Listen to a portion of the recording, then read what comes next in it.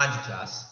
तो हमने last class में fundamental unit of life chapter से सेल ऑर्गेनल्स टॉपिक शुरू किए थे। और हमने लास्ट क्लास में, अगर आपको ध्यान हो, cell wall, plasma membrane, nucleus, फिर हमने पढ़ने शुरू किए थे cell organelles, lysosomes, Golgi apparatus, endoplasmic reticulum. और आज हम शुरू कर रहे हैं अगला cell organelle, mitochondria. And mark कीजिए, वेरी वेरी इंपॉर्टेंट। वो कहते हैं कि माइटोकॉन्ड्रिया बहुत छोटे रॉड शेप्ड ऑर्गेनल्स होते हैं और काफी सारे होते हैं सेल के अंदर। इस ऑर्गेनल के पास डबल मेम्ब्रेन होती है, एक आउटर मेम्ब्रेन होती है और अंदर वाली को हम कहते हैं इनर मेम्ब्रेन। जो आउटर मेम्ब्रेन है वो काफी स्मूथ और पोरस होती है, लेकिन जो अंदर की मेम्ब्रेन है वो फोल्डेड होती है टू फॉर्म क्रेस्ट, जिनको हम क्या कहते हैं, क्रिस्टे। ये क्रिस्टे फोल्डेड इसीलिए होते हैं क्योंकि उससे इनका सरफेस एरिया ज्यादा हो जाता है, जिसकी वजह से ये एनर्जी के मॉलिक्यूल्स एटीपी अच्छे खासे जनरेट कर सकते हैं। क्योंकि माइटोकॉन्ड्रिया प्रोड्यूस करता है एनर्जी जो एटीपी के फॉर्म के अंदर आती है, और इस एनर्जी को ही हम यूटिलाइज करते हैं अलग अलग केमिकल एक्टिविटीज करने के लिए एक सेल के अंदर। इस रीजन की वजह से, वेरी इंपॉर्टेंट वर्ड, माइटोकॉन्ड्रिया को क्या कहा जाता है? Power house of cell. क्योंकि वो एनर्जी जनरेट कर सकता है, एनर्जी वाले मॉलिक्यूल जनरेट कर सकता है। और इसी के साथ जो एटीपी के मॉलिक्यूल होते हैं उनको हम क्या कहते हैं? Energy currency of the cell. तो कोई भी सेल एनर्जी का आदान प्रदान किस करेंसी की फॉर्म के अंदर करता है? ATP molecule. तो यहां पे हमारे पास दो नई चीजें आई कि सेल का पावर हाउस कौन होता है? माइटोकॉन्ड्रिया। अगर आपको याद हो, लास्ट क्लास में हमने पढ़ा था सुसाइडल बैग्स। सुसाइडल बैग्स किनको कहते थे हम? लाइसोसोम्स को। और ऐसे ही पावर हाउस हम किस सेल ऑर्गेनल को कहते हैं? माइटोकॉन्ड्रिया को। माइटोकॉन्ड्रिया। और एनर्जी करेंसी क्या होती है सेल की? ATP molecule. कहते हैं mitochondria is considered as a peculiar या स्ट्रेंज सेल ऑर्गेनल, क्योंकि इसका अपना डीएनए होता है और इसके अपने राइबोसोम्स भी होते हैं। ये तीसरी नई चीज आ गई। एक, पावर हाउस ऑफ सेल; दूसरा, एनर्जी करेंसी ऑफ सेल; और तीसरा, माइटोकॉन्ड्रिया का अपना डीएनए होता है और अपने राइबोसोम्स होते हैं।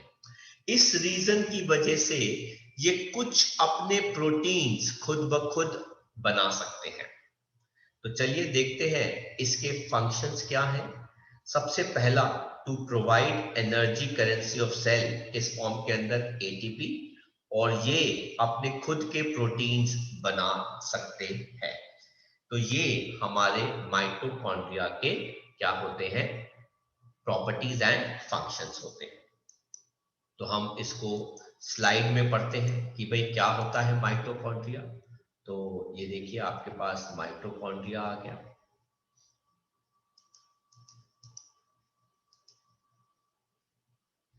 तो ये होता है माइटोकॉन्ड्रिया। आप अगर देखें तो ये वाली जो इसकी मेम्ब्रेन है वो बाहर की है, आउटर मेम्ब्रेन, ये वाली। और ये जो है, ये अंदर की मेम्ब्रेन है जो क्या बनाती है? क्रिस्टल। तो रॉड शेप्ड हो गए। इनके अपनी दो मेम्ब्रेन्स होती हैं, inner and outer. Outer membrane, inner membrane, ठीक है। एंड ये सेमी ऑटोनोमस ऑर्गेनल्स होते हैं, ठीक है। बताया था ना कि इनका अपना खुद का क्या होता है? DNA and protein.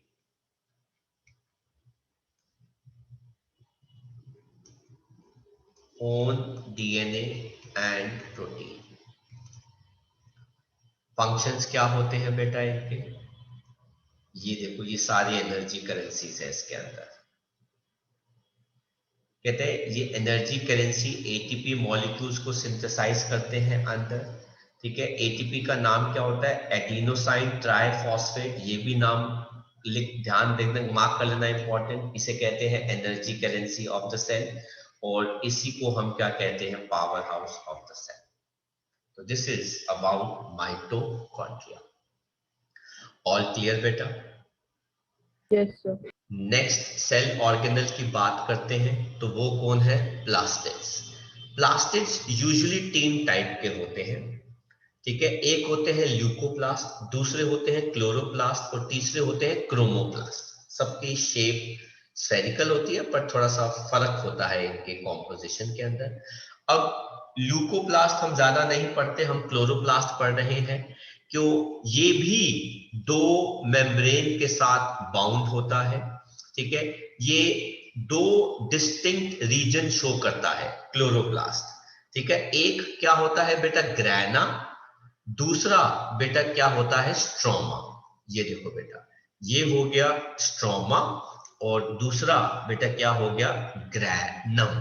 बेटा ग्रैनम वर्ड तब आता है जब ये क्या होता है, सिंगल, और ग्रैना वर्ड जो है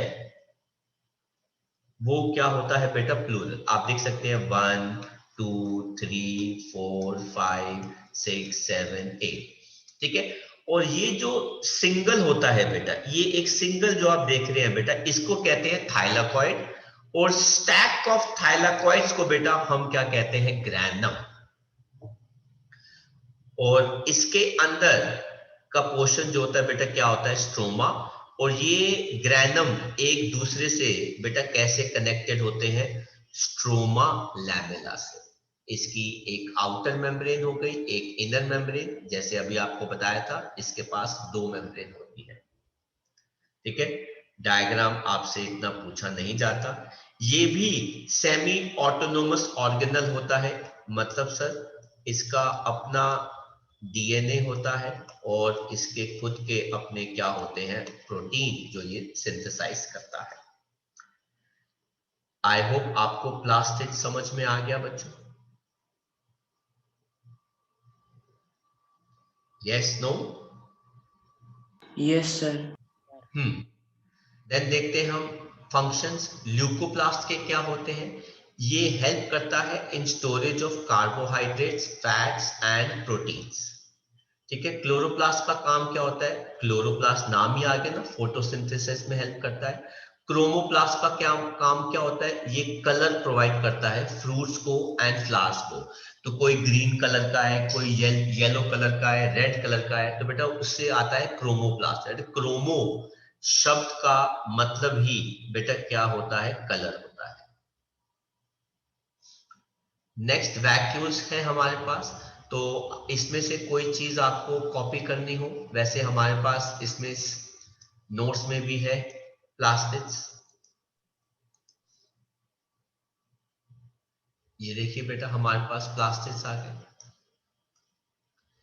कहते हैं ये भी डबल मेम्ब्रेन ऑर्गेनल्स होते हैं, जो प्लांट सेल्स के अंदर होते हैं सिर्फ।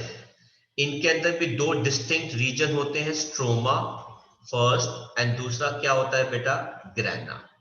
इंटरनल पोर्शन प्लास्टिड का काफी ज्यादा ऑर्गेनाइज्ड होता है into large number of membrane layer embedded, जिसको हम क्या कहते हैं बेटा, स्ट्रोमा।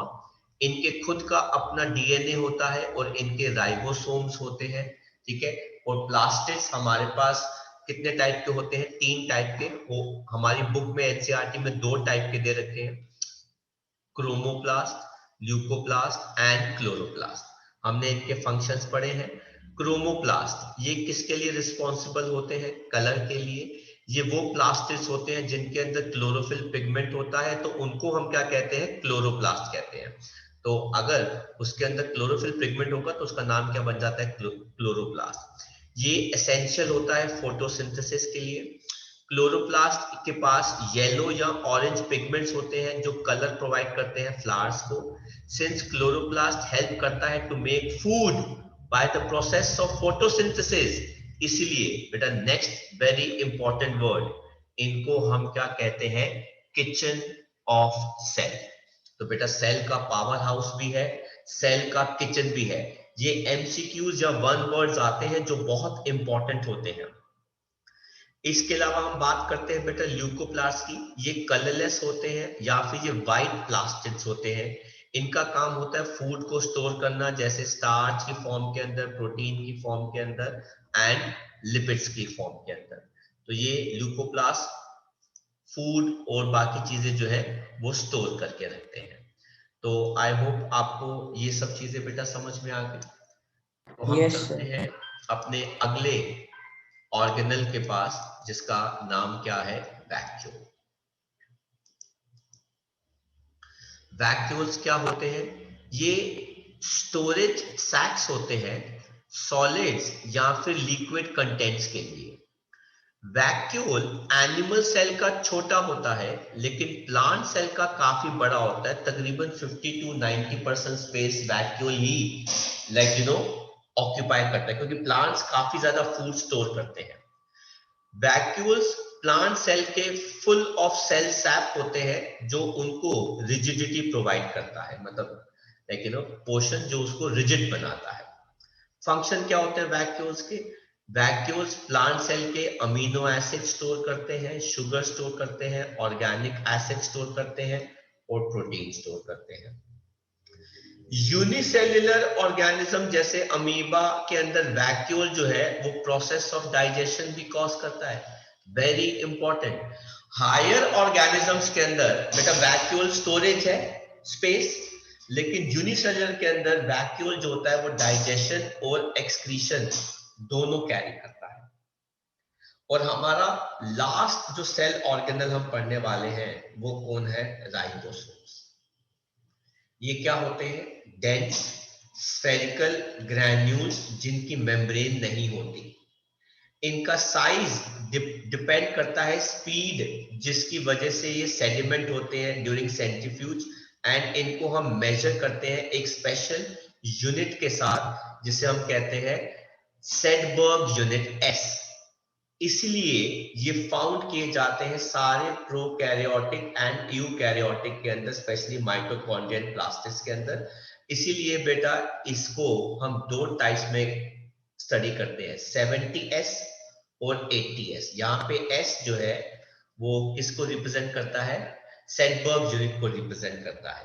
कहता है इनका खुद का अपना आरएनए होता है और प्रोटीन होता है। आरएनए का मतलब होता है, आर का मतलब होता है राइबोसोमल आरएनए। प्लास्टिड के माइटोकॉन्ड्रिया के अपने खुद के डीएनए होते हैं, लेकिन राइबोसोम का अपना आरएनए होता है। सर इसका काम क्या होता है? It provide space for protein synthesis, इसीलिए इसको बेटा हम क्या कहते हैं? Protein factory. अब हमारे पास बेटा नया नाम आया, सुसाइडल बैग्स किनको कहते हैं? राइबोसोम्स को।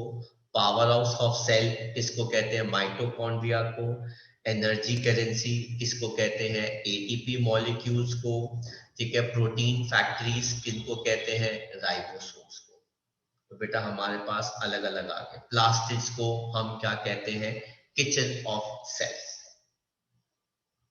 तो मैं आपके साथ ये स्क्रीन स्टॉप करके स्लाइड शेयर कर रहा हूं।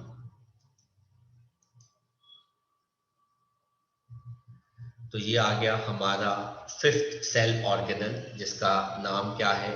वैक्यूल। कहते हैं ये क्या होते हैं? स्टोरेज सैक्स, सॉलिड या लिक्विड मीडियम के लिए। ये स्मॉल साइज होते हैं एनिमल के अंदर, प्लांट्स में ये काफी बड़े साइज के होते हैं। तो आप देख सकते हैं कितना बड़ा वैक्यूल है ये वाला प्लांट सेल के अंदर। ठीक है, और आप इसके अंदर देख सकते हैं कि वैक्यूल जो है वो कितना छोटा आ रहा है एनिमल सेल के अंदर। क्या का फंक्शंस होते हैं? प्लांट सेल के अंदर it provides turgidity and rigidity. ठीक है, ये अमीनो एसिड स्टोर करता है, शुगर स्टोर करता है और काफी सारे ऑर्गेनिक एसिड और प्रोटीन स्टोर करता है। राइबोसोम्स जैसे हमने पढ़ा था बेटा, ये सारे प्रोकैरियोटिक और यूकैरियोटिक सेल्स के अंदर पाया जाता है। ये देखो बेटा राइबोसोम की शेप क्या होती है? दो टाइप के होते हैं, 70S राइबोसोम जो प्रोकैरियोटिक सेल्स में मिलता है, 80S राइबोसोम यूजुअली जो यूकैरियोटिक सेल्स के अंदर मिलता है। इनका काम होता है प्रोटीन फैक्ट्रीज सेल्स के। किसी को बेटा कोई दिक्कत परेशानी, कोई चीज पूछनी हो किसी ने? बेटा अगला जो हमारा टॉपिक इसके अंदर आता है वो है सेल डिवीजन। जैसा कि बेटा हमने इस चैप्टर में पढ़ा था कि रॉबर्ट हुक ने सबसे पहले बेटा सेल्स को डिस्कवर किया था। फिर हमारे एक साइंटिस्ट थे जिन्होंने एक चीज बताई थी कि सारे नए सेल्स जो हैं बेटा वो किन से आते हैं? Sir older one. हाँ जी, सर पुराने सेल से। किन से आते हैं? ओल्डर सेल से। ये किस साइंटिस्ट ने हमको बताया था बेटा? वर्कॉव ने बताया था, है ना, कि सारे cells exist from arise from pre existing cells. ठीक है, तो ये हमने बहुत पहले पढ़ा था। लेकिन फिर सवाल उठा कि ये नए सेल्स पुराने सेल्स से आते कैसे हैं? उस मेथड को, प्रोसेस को नाम दिया गया था सेल डिवीजन। अब ये क्या होता है? कहते हैं ये वो प्रोसेस होता है जिसके अंदर एक पेरेंट सेल, पुराना सेल अपने आप को डिवाइड करता है दो या उससे ज्यादा छोटे सेल्स के अंदर बेटा, जिनको हम कहते हैं डॉटर सेल्स। तो पुराना cell is a parent cell और जो नए सेल्स आते हैं छोटे छोटे उन्हें कहते हैं डॉटर सेल्स। अब सेल डिवीजन दो टाइप की होती है जो सबसे ज्यादा इंपॉर्टेंट मानी जाती है, एंड मार्क कीजिएगा इंपॉर्टेंट क्योंकि इसके डिफरेंसेस भी बड़े इंपॉर्टेंट है। That is mitosis and meiosis. अब माइटोसिस क्या होता है और मियोसिस क्या होता है? वो सेल डिवीजन जिसके अंदर एक सिंगल सेल दो सेम डॉटर सेल्स में डिवाइड होता है उसे कहते हैं माइटोसिस। लेकिन इसके अंदर एक सिंगल सेल डिवाइड होता है चार डॉटर सेल्स के अंदर। सर क्या सेल तीन में डिवाइड होता है? नो। सर चार से ज्यादा में डिवाइड हो रहा है? नो, ऐसा नहीं। कहते हैं ये सोमैटिक सेल्स में होती है और ये किस में होती है? गैमीट सेल्स में। बेटा सोमैटिक सेल्स कौन से होते हैं? जो वो सेल्स जो डेवलपमेंट में काम आते हैं बॉडी। गैमीट सेल्स कौन से होते हैं? ये बेटा इनको हम सिंपल टर्म्स में कहते हैं सेक्स सेल्स। जैसे मेल गैमीट, सर वो कौन सा होता है? Sperm cell. ठीक है, फीमेल गैमीट सेल वो कौन सा होता है? उसे कहते हैं ओवम। तो ये गैमीट सेल्स के अंदर होता है। माइटोसिस की वजह से जो भी सेल्स आते हैं वो ग्रोथ, रिपेयर और रिप्लेसमेंट के लिए इस्तेमाल होते हैं।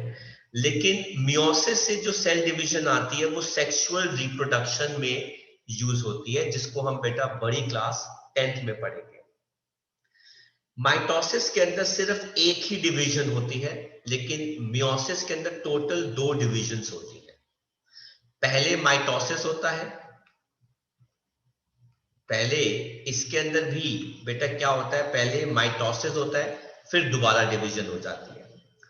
और very important point, amount of DNA material और नंबर ऑफ क्रोमोसोम्स इसमें क्या रहते हैं? सेम, लेकिन इसके अंदर वो आधे हो जाते हैं,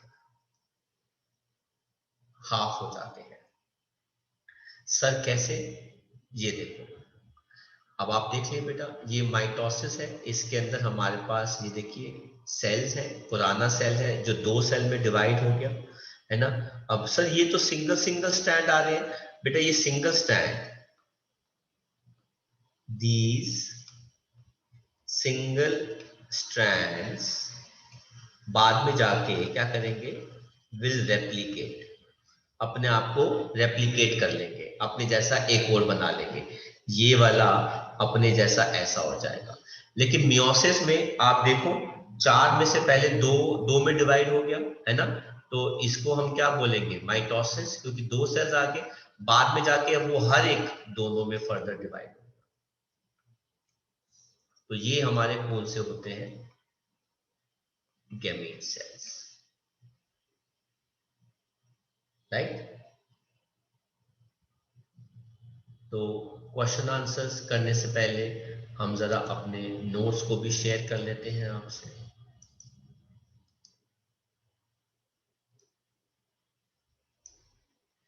ये आ गया सेल डिवीजन। कहते हैं ये प्रोसेस होता है जिसके अंदर पेरेंट सेल डिवाइड करता है इनटू 2 या उससे ज्यादा डॉटर सेल्स के अंदर। ये 2 टाइप का होता है, mitosis and meiosis. Cell division single cell का 2 सेम डॉटर सेल्स आते हैं, इसके अंदर 4 डॉटर सेल्स आते हैं। ये सोमैटिक सेल्स में है गैमीट, वही सेम हमारे डिफरेंसेस हैं, ग्रोथ, रिपेयर, रिप्लेसमेंट में काम आते हैं। सेक्सुअल रिप्रोडक्शन में इसके अंदर 1 डिवीजन होती है, इसके अंदर 2 डिवीजन होती हैं। डीएनए और क्रोमोसोम सेम रहते हैं, इसके अंदर क्या हो जाते हैं, हाफ हो जाते हैं। तो यहाँ पे हमारा ये वाला चैप्टर सेल्स जो है वो ओवर हो जाता है। और अब हम आते हैं इसके क्वेश्चन आंसर्स के ऊपर।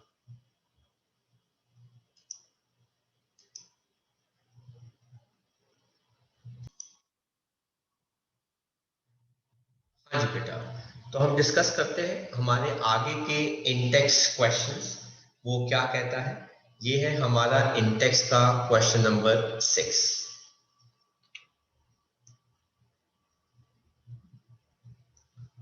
क्या कहता है, कहते हैं can you name 2 organelles we have studied that contain their own genetic material. कौन कौन से थे हमने पढ़े थे जिनका अपना जेनेटिक मटेरियल होता है। एक था माइटोकॉन्ड्रिया और दूसरा क्या था हमारे पास, प्लास्टिड, है ना, इनका अपना डीएनए होता है। 7th क्वेश्चन कहता है if the organization of a cell is destroyed due to some physical या chemical influence, तो क्या होगा, what will happen।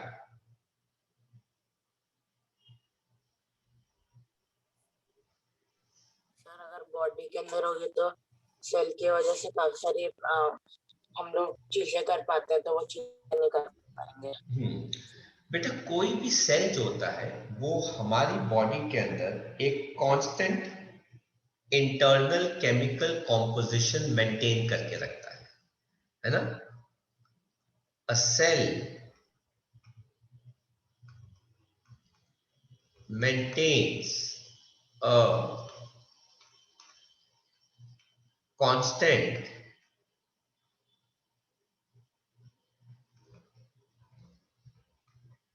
chemical composition internal, है ना। तो इंटरनली एक कांस्टेंट केमिकल कॉम्पोजिशन मेंटेन करके रखता है बाय वेरियस केमिकल रिएक्शंस वगैरह वगैरह, है ना, जिसकी वजह से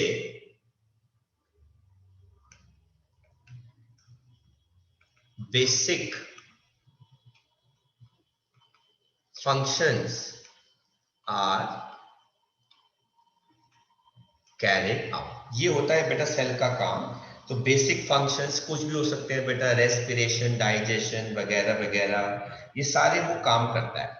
लेकिन अगर किसी सेल का ऑर्गेनाइजेशन जो है वो डिस्ट्रॉय हो जाएगा तो बेटा वो ये सारे बेसिक फंक्शंस नहीं कर पाएगा, जिसकी वजह से बेटा ऑर्गेनिज्म में डाई, है ना। But if this organization of a cell is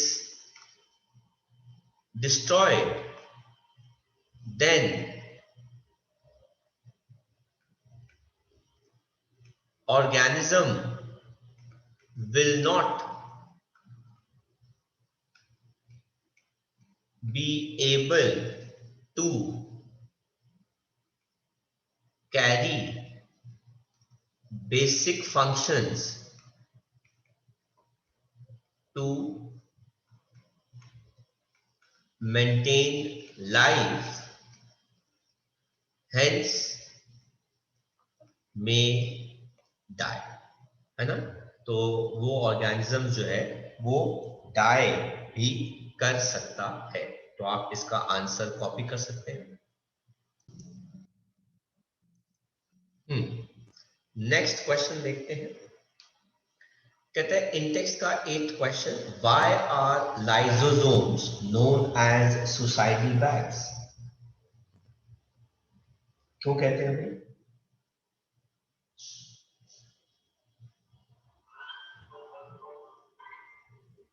Sir, lysosomes are known as suicidal bag of the because it is capable of destroying its own cell.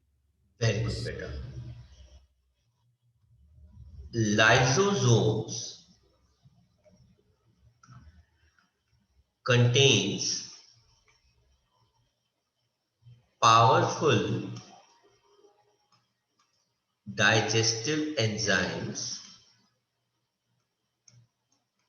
which can digest its own cellular materials like worn out cells, है ना। जो cells almost dead हो चुके हैं या होने वाले हैं, ठीक है, उनको भी खा सकता है, ठीक है ना। It can remove foreign bodies, ठीक है, उनको भी ये क्या कर सकता है, कंज्यूम कर सकता है ना। Also removes toxic material. तो मेनली सुसाइडल बैग्स इसलिए है क्योंकि ये हमारा अपना खुद का सेल्यूलर मटेरियल जो है, जैसे वोर्न आउट सेल्स, उनको डाइजेस्ट या उनको अटैक कर सकता है। ठीक है बच्चों, कॉपी कर रहे हो? Yes sir. आगे बढ़ सकते हैं, एक ही बार कॉपी कर लेना। Let us take up 9th question, है ना। 9th क्वेश्चन क्या कहता है, where are proteins synthesize inside cells? Cells के अंदर प्रोटीन्स कहां पे सिंथेसाइज होते हैं बेटा? Proteins are synthesized in ribosomes. Ribosomes, है ना। तो राइबोसोम्स प्रोटीन जो होते हैं वो सिंथेसाइज करते हैं, ठीक है। Yes sir. Ribosomes synthesize proteins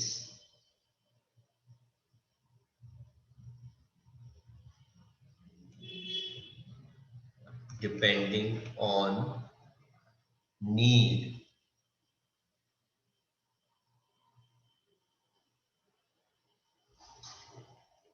using endoplasmic reticulum। तो आप 8th और 9th क्वेश्चन का आंसर जो है इन टेक्स्ट का कॉपी कर सकते हैं। हाँ जी क्लास, तो यहाँ पे हम बात करते हैं एक्सरसाइज के क्वेश्चन आंसर्स इस चैप्टर के फंडामेंटल यूनिट ऑफ लाइफ की, दैट इज सेल। तो बाकी के इन टेक्स्ट क्वेश्चंस हमने पहले से ही डिस्कस कर लिए हैं। Now let us take up these questions. कहते हैं make a comparison and write down ways in which plant cells are different from animal cells। तो इस क्वेश्चन में वो आपसे एक्चुअली में पूछ रहे हैं difference between plant and animal cells, है ना। तो ये आपको हमारे नोट्स में या प्रीवियस लेक्चर्स के अंदर आप इनको देख सकते हैं। दूसरा क्वेश्चन कहता है कि how is prokaryotic cell different from eukaryotic cell. इस क्वेश्चन में भी वो डिफरेंसेस जो है वो पूछ रहे हैं हमसे प्रोकैरियोटिक एंड यूकैरियोटिक के बीच में, जो आपको कहां से मिल जाएंगे हमारे नोट्स में से। बाकी किसी को कुछ पूछना हो तो वो अपना क्वेश्चन जो है वो शेयर कर सकता है। कहते हैं व्हाट वुड हैपन अगर प्लाज्मा मेम्ब्रेन रप्चर्स और ब्रेक्स डाउन। क्या होगा अगर प्लाज्मा मेम्ब्रेन जो है वो ब्रेक कर जाएगी, ठीक है, या रप्चर कर जाएगी, लीक कर जाएगी, तो क्या होगा?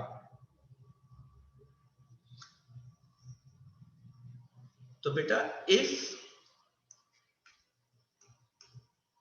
Plasma membrane gets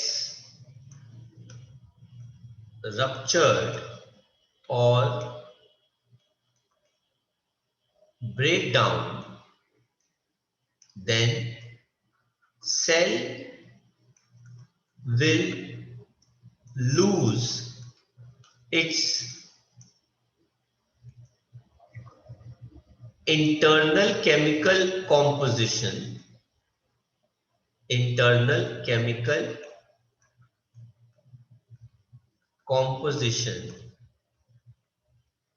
and will not be able to perform all basic functions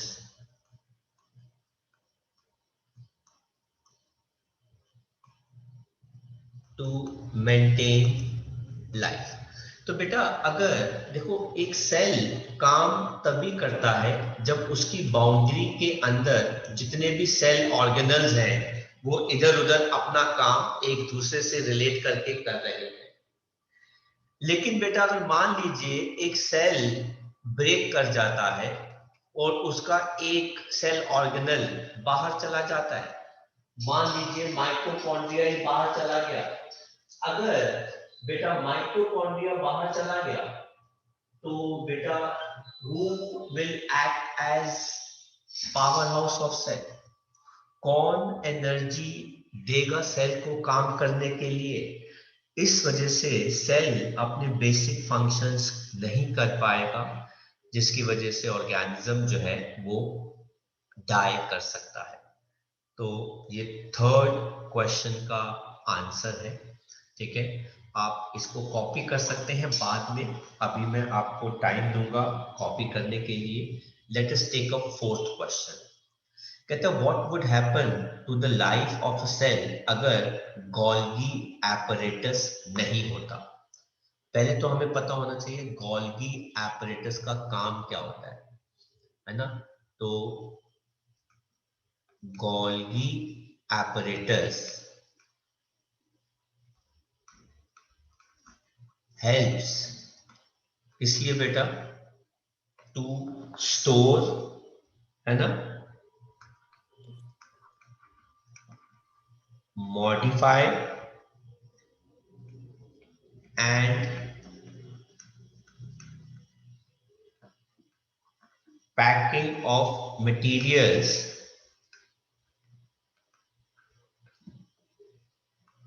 in vesicles.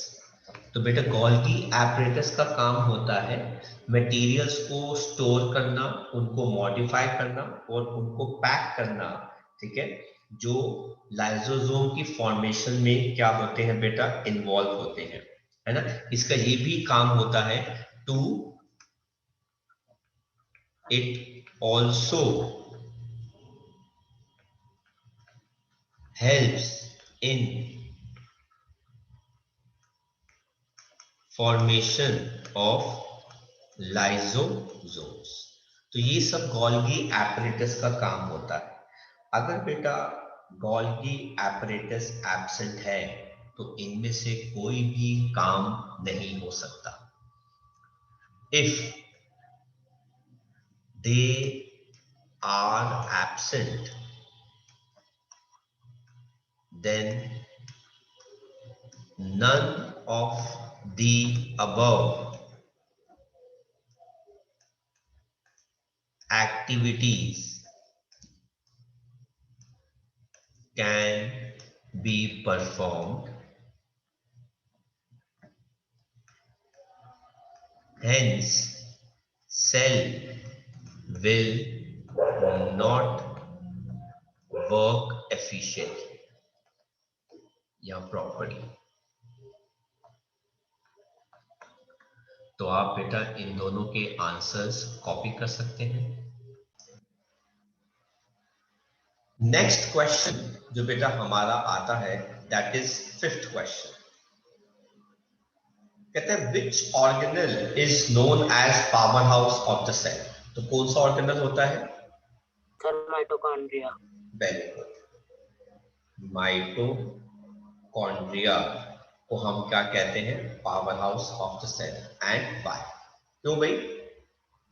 Sir mitochondria Sir, because it helps to produce energy currency of cell, example ATP। Very good बेटा, क्योंकि mitochondria के अंदर enzymes होते हैं। It has enzymes which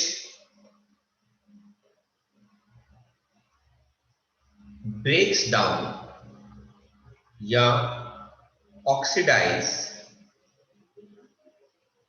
food molecules like carbohydrates, fats, proteins, etc. to give CO2, water and energy, which forms ATP molecules।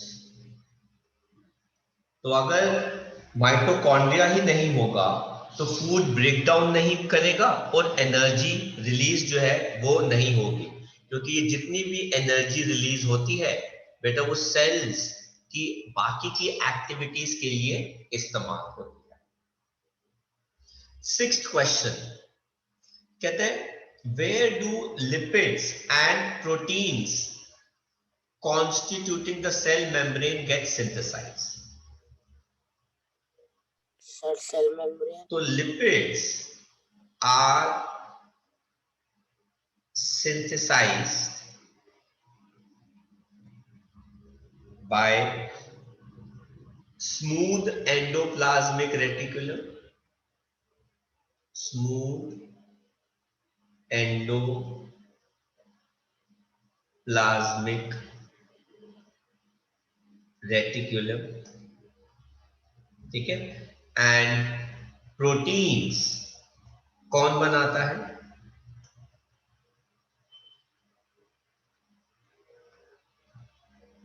are synthesized by ribosomes। समझ में? तो lipids mainly constitutes है ना manufacturing of manufactured by smooth endoplasmic reticulum, ठीक है। और ribosomes जो है वो क्या बनाते हैं? प्रोटीन्स सिंथेसाइज करते हैं।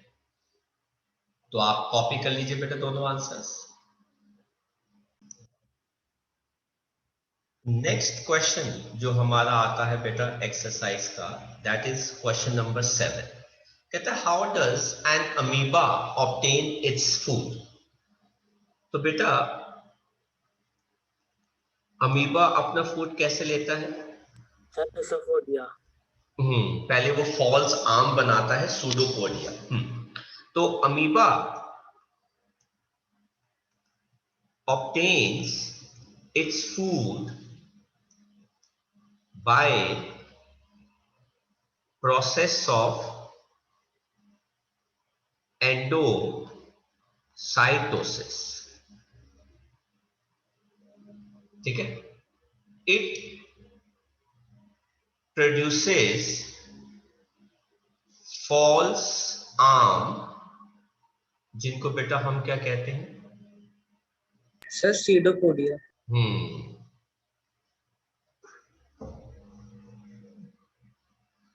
ठीक है, टू engulf फूड पार्टिकल। अगर तो बेटा वो फूड पार्टिकल है तो इस प्रोसेस को हम कहते हैं फैगोसाइटोसिस। एंड अगर वो वाटर ड्रॉपलेट है तो बेटा उस प्रोसेस को हम क्या कहते हैं, पिनोसाइटोसिस। ठीक है, तो it produces false arms pseudopodia to engulf food particles phagocytosis and forms a vacuole known as temporary stomach। ठीक है, फिर क्या होता है बेटा, cytoplasm enzymes, digestive enzymes release करता है जो फूड को क्या कर लेते हैं बेटा, अपने अंदर डिफ्यूज कर लेते हैं और वेस्ट को रिलीज कर देते हैं। Cytoplasm releases digestive enzymes and absorbs nutrients, whereas waste is excreted out। तो इस तरीके से अमीबा अपना फूड जो है बेटा वो क्या करता है, ऑब्टेन करता है। तो आई होप आप लोगों को बेटा ये कॉन्सेप्ट समझ में आ गया। ऐसे Yes, ही sir. बेटा हमारे पास 8 क्वेश्चन है, अभी आप कॉपी कर लेना। कहता है व्हाट इज ऑस्मोसिस। तो बेटा ऑस्मोसिस क्या होता है, ऑस्मोसिस बेटा पानी का या सॉल्वेंट का डिफ्यूजन होता है, मूवमेंट होता है through a semi permeable membrane, है ना। जहां पे पानी ज्यादा है वहां से जाता है, जहां पे पानी क्या होता है बेटा, कम होता है। तो क्या होता है बेटा, osmosis is movement of water through, water का मतलब बेटा कौन हो गया, solvent, through a semi permeable membrane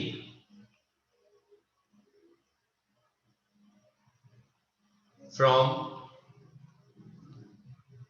higher amount to lower amount, मतलब that is from dilute side to concentrated side। तो जो डाइल्यूट सोल्यूशन होता है वहां से मूव करके पानी जो है वो कहां जाता है, जहां पे साइड कॉन्सेंट्रेटेड होती है। कॉन्सेंट्रेटेड का मतलब होता है बेटा, डाइल्यूट का मतलब क्या होता है, इधर देखो बेटा, डाइल्यूट मींस सल्यूट बेटा क्या होता है, लेस, और सॉल्वेंट क्या होता है, मोर। कॉन्सेंट्रेटेड का मतलब क्या होता है बेटा, सल्यूट ज्यादा होता है, सॉल्वेंट जो है वो लेस होता है, इसलिए सॉल्वेंट यहां से यहां मूव करता है, from dilute solution to concentrated solution side. आप कॉपी कर सकते हैं आंसर्स। नेक्स्ट देखते हैं क्वेश्चन नंबर 9। कहते हैं carry out the following osmosis experiment. ये काफी अच्छा क्वेश्चन है और ध्यान से देखिएगा। Take 4 peeled potato halves and squeeze each one out to make a potato cup। मतलब आप एक पोटैटो का बेटा हाफ कर दो और उसके अंदर से चम्मच से स्कूप करके आप 4 पोटैटो के कप बना दो। ये 1 कप हो गया बेटा पोटैटो का, ये दूसरा पोटैटो कप हो गया, ये तीसरा पोटैटो कप हो गया और ये 4th पोटैटो कप हो गया। ठीक है, तो हमने इनको क्या मार्क कर दिया, ए बी सी और डी। कहते हैं 1 of these potato cup should be made from a boiled potato. तो बेटा इसको हमने क्या कर दिया, बॉइल्ड कर दिया। पुट ईच पोटैटो कप इन अ थ्रफ कंटेनिंग वाटर। अच्छा, अब आप इनको एक थ्रफ में रख दो,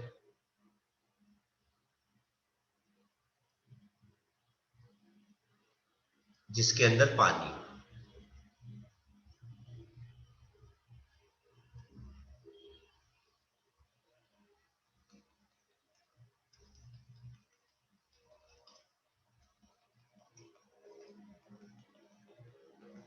है ना, तो ये सब क्या हो गया, पानी पानी पानी, ये भी क्या हो गया, पानी।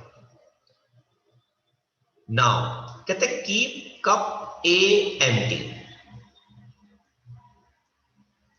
इसमें हमें कुछ नहीं डालना। Put 1 teaspoon of sugar in cup B and 1 teaspoon of salt in cup C. तो बेटा इसमें हमने क्या डाल दिया, sugar,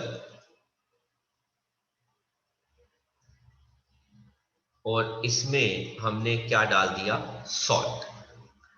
and 1 teaspoon sugar in the boiled cup D. इसमें भी हमने बेटा क्या ऐड कर दी, शुगर ऐड कर दी। कहते keep these for 2 hours, then observe the 4 cups and answer the following. तो जब ऐसा आप देखोगे तो बेटा सबसे पहले बेटा क्या होगा, पानी इस पोटैटो में चला जाएगा। तो सबसे पहली चीज क्या होगी, The osmosis. हाँ जी, water will enter potato by osmosis in A, B and C, but not in D, as potato is boiled, so there is no semi permeable membrane। तो बॉईल करने से जो सेमी परमिएबल मेम्ब्रेन है वो D cup के अंदर बेटा क्या कर गई, ब्रेक कर गई। ठीक है, अब हमारा सवाल आता है, first question, explain why water gathers in the hollowed portion of B and C. Sir क्या मतलब पानी हल्का हल्का यहां पे आ गया, पानी हल्का हल्का यहां पे आ गया। तो बेटा पानी हल्का हल्का इस जगह पे क्यों आ गया, फर्स्ट का आंसर है ना। तो पानी इन जगहों में क्यों आ जाएगा बेटा, due to osmosis water moves out of potato to salt and sugar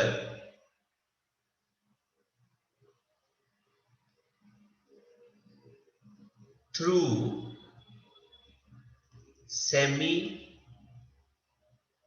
permeable membrane, है ना। तो सेमी परमिएबल मेम्ब्रेन से जो पानी है बेटा वो बी और सी के हॉलो जगह में आ जाएगा। सेकंड कहता है Why is potato A necessary for experiment? Sir A में देखो पानी नहीं आएगा क्योंकि अगर सल्यूट होगा तो ही पानी आएगा, बिकॉज वाटर ओनली मूव्स